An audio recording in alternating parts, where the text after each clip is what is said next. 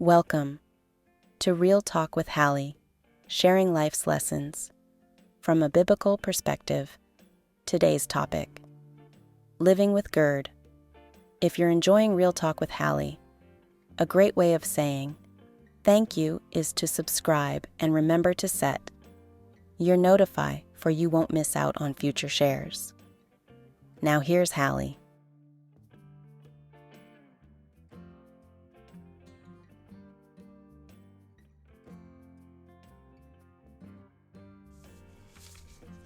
Welcome. I wanted to touch base with you about something that I have dealt with for 20 plus years now. And it kind of became very real to me that I probably should jump on here and share this information. I've had my cousin, my neighbors, some friends reach out to me because they're struggling with it now. And it's like, Hallie, what do I do? So anyway, I wanted to talk to you about this. GERD. Gastroesophageal reflux disorder, acid reflux, something that many of us have dealt with in many different times in our lives, especially if there's stress going on in your life or whatever. Sorry, that's that dry cough I get to play with. Anyway, so So anyway, I just wanted to share with you my journey in a bubble. What's going on? So if you have like a raspiness in your throat, or if you're coughing like a dry cough, if you feel like you have acid reflux and it's pretty consistent, if you're having like pain down in your chest, remember your stomach is up here in that little chest cavity area, that lower part around your belly button. That's all your bowels and stuff. But anyway, I wanted to share with you that you might have GERD. You might have GERD if you have that. So if you have the dry cough, you might have GERD. If you have that acid reflux, you might have GERD. It's that backwash feeling.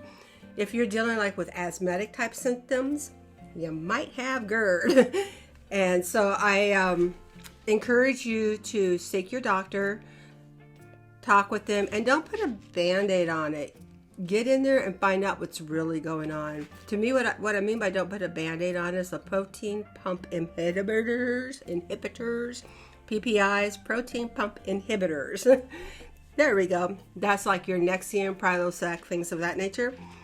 Those things kind of help with keeping the acids under control. And here's how you take them. Is you take them 30 minutes before you eat. So if you're on it once a day, you take it 30 minutes before breakfast. And even if you're just taking it and having a piece of toast 30 minutes later, otherwise it's not going to work. You're wasting your time and you're wasting your money. You need to take it, give it time to get into your system, and then give it something to work on. If you're doing it twice a day, then you need to do that again at night with your dinner. What I do, and you'll probably hear the reminder go off here in a minute, is I tell Alexa, hey Alexa, tell me to eat in 30 minutes. So I take my pill and then I get the little reminder, and then I have like a piece of toast or something, because I'm not a breakfast person. Another thing too is your diet. You need to watch what you eat and things of that nature, and we'll go into that a little bit later.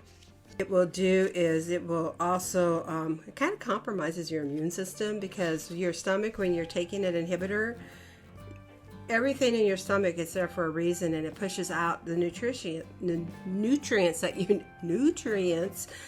you need in order to fight off those buggy germs and stuff like that. So when you're taking the inhibitors, that's going to suppress that. Me, I live in a bubble basically. The moment I feel better, I go out into the world, I kind of have some fun, and then I come back and I'm sick for a week. Not fun. Go to church, enjoy it. The next week I know I'm not going to go probably, because I'm going to be sick for a week. So it's one of those things where the protein pump inhibitors, the sooner you can get off of them, the better. I've been on them for like 20 plus years, but here's the thing. My esophagus tore. It did. Back in 2001, right after 9/11, the very next month, I was in a coma. My husband had left town for the weekend with my son. It was just my daughter and I. She was out, with her boyfriend. I was home alone, and my esophagus tore. By the time they found me, they got me to the hospital. It had been a good while, and they took me apart, cleaned me up, and put me back together and put me in a coma for a week. Then I was in the hospital for a month, and then I went home, didn't eat for 2 months because I had to have all that heal up. So, and I went home with tubes coming out of me in little cylinders, and then I had a feeding tube on me. So it was quite the ordeal.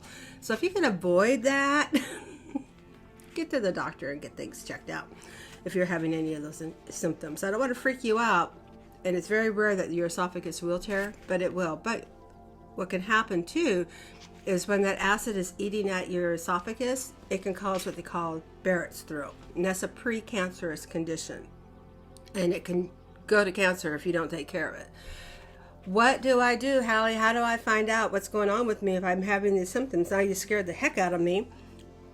Talk to your GI doctor.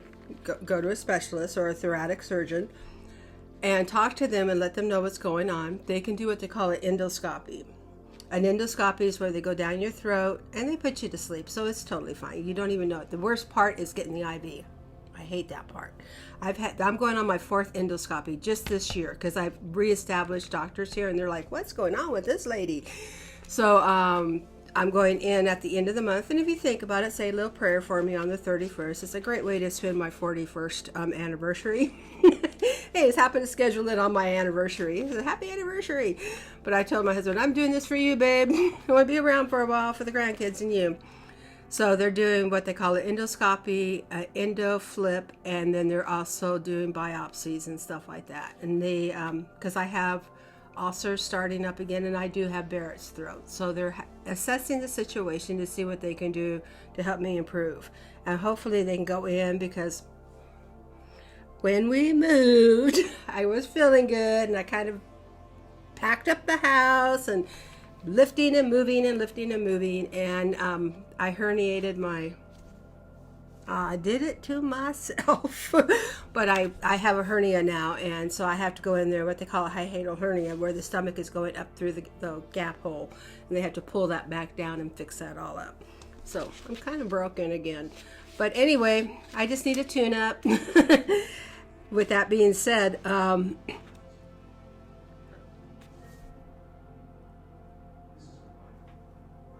that's my reminder that I need to eat. So I'm going to put this on pause and I'll be back. So jumping back on here. I'm going to piece that together anyway. So what are some of the side effects to where you might have GERD, as some of the things you want to keep an eye on? Is that dry throat, that coffee, you're coughing a lot and stuff. Just like, and you can't get over it. Suck on a cough drop all the time and yada yada. That could be GERD, kind of irritating your throat and stuff. So, some of the things to avoid: coffee. You don't want to be drinking coffee. If you're going to have coffee, limit yourself to 1 cup. That's it. Stop the madness. That'll be your treat in the morning, and that's it. And you do that, you do your protein pump inhibitor, you eat 30 minutes after you do that, and then coffee on. Sorry, I'm fighting a cold because I'm sick all the time. But anyway, caffeine is not your friend. Coke is not your friend. Sodas are not your friend. If you're going to do a lemon lime soda or something like that, artificial flavors, because when you do the acids from the lemon and the oranges and such, not good. It just throws your stomach in turmoil. So stay away from the grapefruits and stuff like that. For me, that was really hard, because one of the ways I always kept my weight down is I would drink like grapefruit juice, or and I love orange juice. I grew up in Corona, California. Come on, there's Sunkist factory right there. And I grew up, one of my besties, one of my 2 besties growing up, mom worked at Sunkist, and so we always had fresh oranges, those big ones, real oranges. But citrus is not your friend now. Mexican food, as much as we love it, not your friend now. So the biggest key is don't deprive yourself of everything, but everything in moderation. be realistic. You can't do burning hot sauce on your stuff anymore. You need to do the mild or whatever, and you also need to do it in moderation. I don't want to say zero all that out, even though you should, but let's be real, life is short, eat the cake. But have your doctor, they'll be doing like blood counts on you and stuff, and if your liver counts are up, that could be a sign that something's going on with the GERD and stuff as well. When I went to the doctor when we first moved out here, brand new doctors and everything, so everyone's doing full panels on my husband and I to get us established, and they saw my liver counts were up, and that was a red flag. That was an indicator that something was going on here. And sure enough, when I got to the GI doctor, like I shared earlier, I'm going on my 4th endoscopy, but my goal is that could be reversed, and that's where the 1 cup of coffee is okay, because it helps with your liver count, so I'm told. That's my story, and I'm sticking to it. But with that being said, switch over to herbal teas and stuff, and there's all kinds of really cool, yummy herbal teas. So it's just a matter of changing your habits that you just really need to be aware of. So alcohol, no. Alcohol is not your friend. And I'm a believer, I'm a Christian, but I do love a nice glass of wine with dinner or just to relax. It's okay. Everything in moderation. You have your freedoms, but at the same time, you need to be wise. And right now, no alcohol. While I'm getting this all fixed and everything, no wine. And wine is actually, for municipal purposes, can be good for you.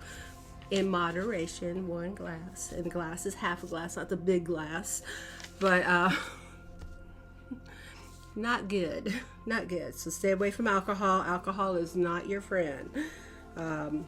So acidy foods, like if you like spaghetti and things like that, here's a trick.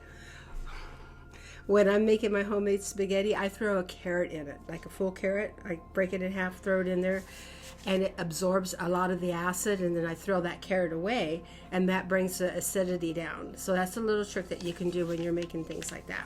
There's little tricks that you can get around, and there's little things like if I see the interest and stuff, I will do another vlog or share and kind of tell you some of those little secrets, because I've been living with this for 20 plus years, so I've got a lot of new little secrets and stuff that I've learned to live with. So Sprite, 7-Up, you need to get the generic. When you have the flu or whatever, get the generic lemon lime. Look for that artificial flavor. Otherwise, it's going to rip your stomach up. It's just not going to work well. So I have my notes. Sleeping. You don't want to eat about 2 hours before you go to bed. Here's why. Because that food's still digesting in your stomach, and it's going to push up. You want to lay propped, not sitting up, but just propped a little bit, and on your left side. Your stomach then will lay, and if you look at some of the different YouTubes and stuff, it will show you how your stomach works that way. Laying on your left side helps that from washing up into your throat. And it works, and it takes a little time to get used to that, especially if you're a tummy sleeper or back sleeper like me. You have to reposition yourself. Be honest, I got one of those wedges. I did not like it at all. I have a good mattress, and I like the feel of my mattress, and I don't want to have a foam wedge under there. I just don't like it. I tried, so I prop up with 2 pillows when I sleep, and I sleep on my left side, or at least I try to do that. Fall asleep, kicking back, and then I end up on my left. So anyway, those are things to think about. So if you're, again, I don't like to ramble on too much, but I know this is a lot of information, so I'm just going to recap real quick, and then I'm going to bounce off, and then I'll do another video down the line to kind of share with you how the endoflip and endoscopy goes. The endoflip is where they're doing the endoscopy, but then they're also going to see how my swallow reflexes are to see if I can withstand having my stomach tightened up and that tummy fold down, my hernia fixed. So that's what that is. So burning in your chest, you got heartburn going on, you have shoulder blade, soreness, like over in on the backside where your tummy is, stabbing chest pain, choking easily, asthmatic type symptoms, rattling in your lungs. If you're bloating, you might have GERD. So get those things checked out. I really encourage you to do that. Joint pain is also a side effect from the PPIs. So if you all of a sudden, you're on the PPIs and you're noticing you're achy in joint, that is one of the side effects, and you want to check into that as well. I was diagnosed with arthritis years ago, and I'm wondering now, was it just a side effect from the PPI? So all this kind of stuff. So until next time, I just want to encourage you to kind of do your homework. Check out some of the YouTube videos that are out there. And I'll try to put some down in the descriptions where you have that, where you can just click on them and go. But I'm not endorsing any of them. They were just information that I found helpful, that helped me really understand what was going on. Like I shared 20 years ago, they didn't have this. And it's almost really 25 years ago, because we're 2025, so 24 years ago. They didn't have the information that they have now. So there's no reason for you to be suffering with this stuff. And don't be self-medicating. Get out there and do your homework and get going with the doctor. And again, I want to encourage you, if you don't have insurance, you can tell them you're self-paid. And they'll work with you. At least get the test done. And until next time, may the Lord bless you and keep you. Comments below if you have any questions. Just shout out to me. Shout out! And until next time, have a good day and a better tomorrow. And peace out. Bye.